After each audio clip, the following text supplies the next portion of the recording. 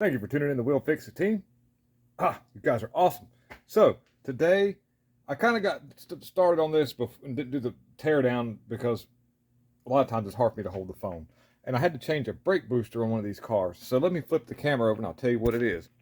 This here is a 2012 Chevrolet Cruze with a 1.4 liter, and it's got a little turbocharger on it. And it came in with a brake pedal that was kind of hard. Well, it would get soft, and then if you pumped it a few times, it just didn't have a really, just a hard brake pedal. There's a couple of parts of the system here, and you've got engine vacuum that comes off of this tube right here that goes to that valve. You've got a vacuum pump down there, and as you can see, it's nice and shiny, and I'll explain. And then you see this open hole where the brake booster was at. So once I got to diagnosing this thing, I noticed a low vacuum situation, so the vacuum pump wasn't working. And I put power to it, wouldn't come on. So, all right. And then got it on there and still wouldn't come on. I found out this switch was bad, probably from having to, probably clicking on and off, on and off, on and off. And then what happened was it seized up, and it uses that switch to do something, probably. It listens to the vacuum, so it knows how much vacuum is being pulled here. Guess you could call it a barometric switch. Anyways, changed it. Now the pump would work. And then I had a lot better brake pedal, but I could hear a noise inside the vehicle that it would sound almost like air. As I pushed the brake pedal, you'd hear a shh. I said, okay. And then it would, a lot better brake pedal, but it just didn't hold very well far. It's like if I pumped it a couple times, that pump was just running all the time. It'd go, just on and on and on. And so something tells me that I had a problem, like I say. So I said, well, let's get a brake booster and put in it. So that's it in the box down there. We haven't got it out yet, but to get to this thing, I started off noticing that that there was a lot of stuff here. You've got a coolant jug, you've got your ABS there's the ABS module that's got the hot lines and a little computer that works it and all. And I basically took the cylinder and off with the brake booster because I'll swap it out. But what I done is I didn't want to lose any of the fluid to get a bunch of air in it. So I keep all these little plugs, and this is a good idea to have a selection of these, and I just plug that off. And I like to keep as much fluid in that brake ABS module.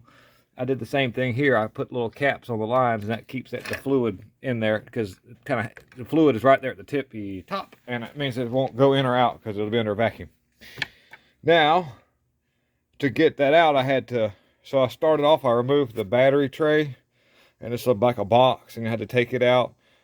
There's a big red wire right here that used to go to the little battery thing that sat over this. I took it off to allow mobility, and then just unhooked a couple of wires that were hooked to that box. The ECM just slides up out of that little slot there. Then you get that out, and then I removed the overflow jug. And then once I got to that, I just took, like I say, the lines loose, left these loose here. I should be able to gravity bleed these, and everything should work out fine there. And then after that, once I did that, just the two bolts right here were the only thing holding the brake booster into the firewall. To release it underneath the vehicle, underneath the dash there, it was pretty simple, actually. I pushed the seat back. I was really impressed it was more moving stuff out of the way. But this is definitely a do-it-yourself project if you're okay and don't mind. You may have to still bleed brakes, but by the time I'm able to get that without having too much trouble. Hard to see there. Okay, so the pedal assembly, the rod came through the hole. I used a pair of needle nose. Let me get the big camera here. I just used a pair of long needle nose, and I just squeezed the two little tabs together right here and pulled the pedal back, and then there's a little ball and socket joint. So it was really simple, actually. There wasn't any kind of cotter key or anything holding it in. I just had to push that little release, and then the little ball and socket come out of the end of it. I'll give you a visual. So a man could do this on his own. Like I say, the worst part about it is probably just getting the ABS stuff out. It just snaps in there. When I did, I just squeezed it and pulled the pedal back, and it just came right out of the little ball and socket. So that was really nice.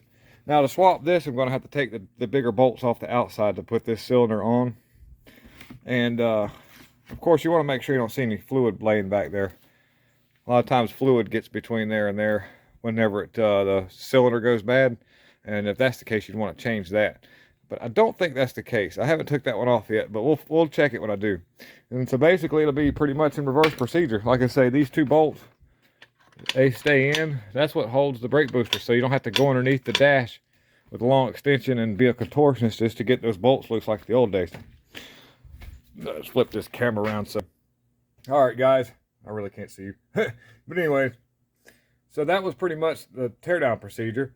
And then I'll be reversing that. So I'll get it in and I'll kind of keep it going. It's hard for me to do sometimes all my videos like I want to because of just the phone ringing and people coming in all the time.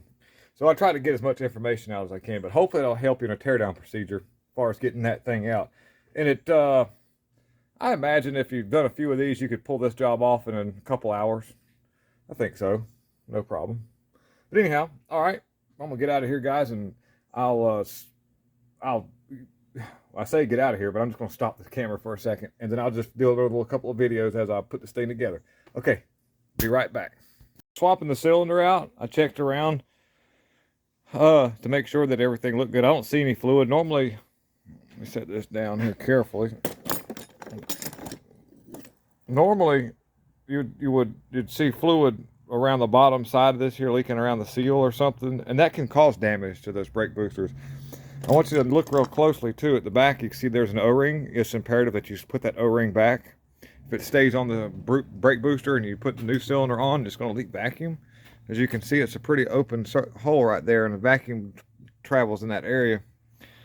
And so you want to make sure, and I'll clean that with a little bit of brake cleaner and put a little bit of seal around it to make sure that O-ring kind of seals up. Because even if like I do that, it could be collapsed a little bit. And I didn't notice it leaking any vacuum, but it'll make me feel better to know I'll put a little something else instead of just relying on just the O-ring to kind of do its thing. So I'll do that, and we'll bolt it back on. All right.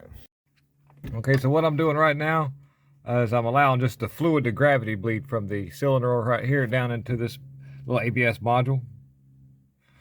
And I can see I've got a little flow happening, so we'll just close it off and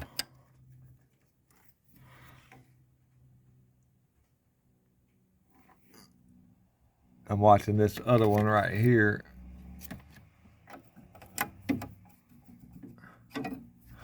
Yeah, I can see it moving. Okay, we've got fluid there. A lot of times I've been very fortunate when it comes to doing this right here, where I've actually had a really good full pedal, no air in the line by gravity bleed. Now I had to take this line and this line are your feed from the cylinder up here. Right there.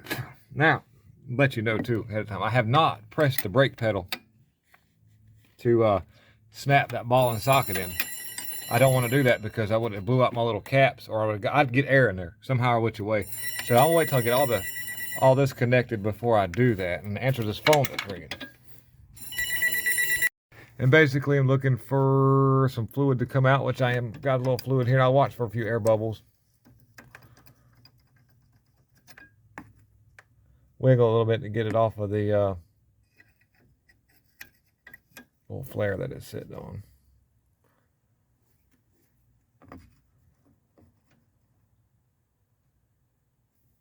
I think we can close this one off.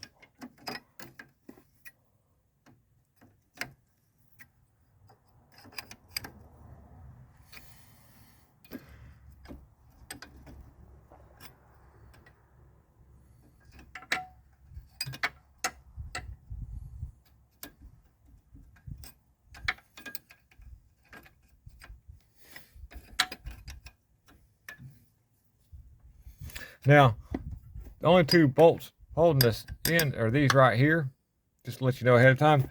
What's down there is just some like little rubber studs. It slides in, so if you see down there, there's no bolts. You just have to take these off up here to get that loose. Little FYI. Took me a minute to see that.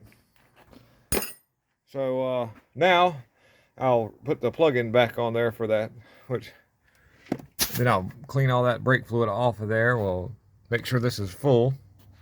Start reinstalling everything. Now I want to go behind all my fittings and just double check that everything is tight too as well, and I want to snap the pedal into its ball and socket. That's under the dash. All right, guys, so we've got her all back together. It's ready to get out of the shop here. Let me just flip the camera around so you can see what it looks like put together. Here we are, and I hear somebody behind me. Oh, it's my beautiful wife. She snuck up on me. Oh, she's in her work clothes. She says, no, don't get me. All right. So, because I had to do this video from the get-go, I just removed this battery box, which meant I took the battery cable box off. This thing will flip off like this right here.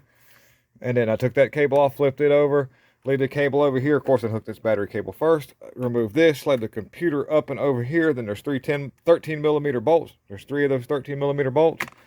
Then I just siphoned the coolant out of this jug here into that jug, just because I needed to get this one out of the way. I didn't want to drain the whole system, so that was easy. I pulled this jug forward, gave me access to the ABS module, and I removed the lines that you've seen me put back, and the rest of it was pretty much history. And it's not that bad, guys. So anyways, just wanted to give you a little rundown of this brake booster replacement on this Chevrolet Cruze with this Turbo 1.4. I appreciate everybody for tuning in. Thank you. Back around. Doom, got all the wives, and then she don't even know it. Oh, no. Anyways, all right, lots of love, guys. And I appreciate all the new people tuning in, and yeah, lots of love, guys.